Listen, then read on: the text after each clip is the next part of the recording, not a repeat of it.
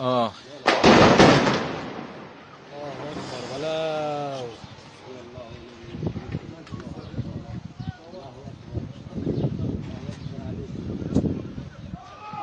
إذا الآن تم تفجير منزل الشهيد عمر أبو ليلى في بلدة الزاوية قضاء سلفيت.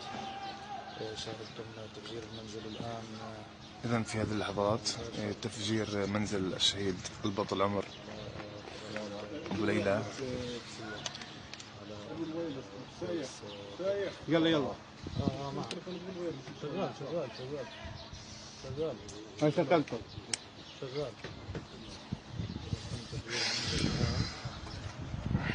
تشاهدون تم تفجير منزل الشهيد عمر أبو ليلى.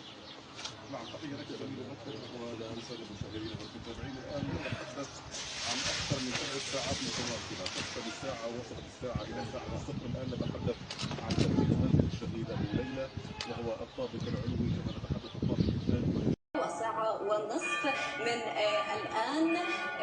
هذه المرة الثانية التي تقوم فيها قوات الاحتلال بتفجير المنزل، وكما ترون قامت بهدمه بالكامل.